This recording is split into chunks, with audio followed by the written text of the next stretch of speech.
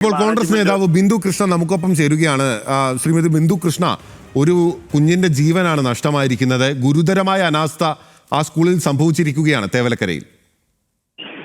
അതെ, തീർച്ചയായും നാടിനെ ഞെട്ടിക്കുന്ന ഒരു സംഭവമാണ് നടന്നത് എന്നതിൽ അങ്ങേയറ്റം ദുഃഖിക്കുമ്പോൾ പോലും ക്രൂരമായ അനാസ്ഥയും കെടുകാര്യസ്ഥതയും ഒന്നുകൊണ്ട് മാത്രമാണ് ഇത്തരത്തിലൊരു ദുരന്തം ആ കുഞ്ഞിനുണ്ടായത്.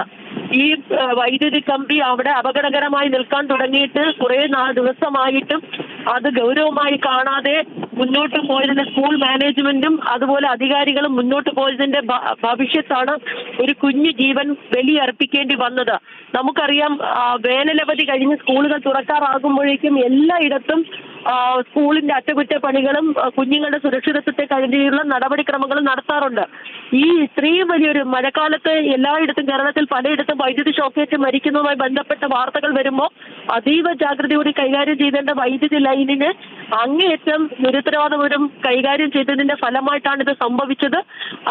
ഒരു കാരണവശാലും സംഭവിക്കാൻ പാടില്ല. പൊതുവിദ്യാഭ്യാസം അടക്കമുള്ള മേഖലകളിലേക്ക് വീട് എങ്ങനെയാണോ അതുപോലെ തന്നെയാണ് നമ്മുടെ കുഞ്ഞുങ്ങൾക്ക് സ്കൂളും. ആ നിലയ്ക്കാണ് നമ്മൾ മാതാപിതാക്കൾ സ്കൂളിലേക്ക് കുഞ്ഞിനെ വിടുന്നത്.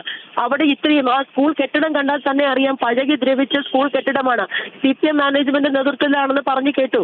എന്തു തന്നെയായാലും, ആര് മാനേജ്മെന്റ് ആയാലും എന്തു തന്നെ ആയാലും ഈ അനാസ്ഥയ്ക്ക് മറുപടി പറഞ്ഞേ തീരൂ. ഒരു കുഞ്ഞിന്റെ ജീവൻ കൊണ്ടല്ല ഇത്തരത്തിൽ ഉത്തരവാദിത്വ രാഹിത്യങ്ങൾ തെളിയിക്കപ്പെടേണ്ടത്. കർശന നടപടി ഉണ്ടാവണമെന്ന് ആവശ്യപ്പെടുന്നു. ഓക്കെ, വളരെ നന്ദി. ബിന്ദു കൃഷ്ണ കോൺഗ്രസ് നേതാവാണ് ഞങ്ങളോട് പ്രതികരിച്ചത്.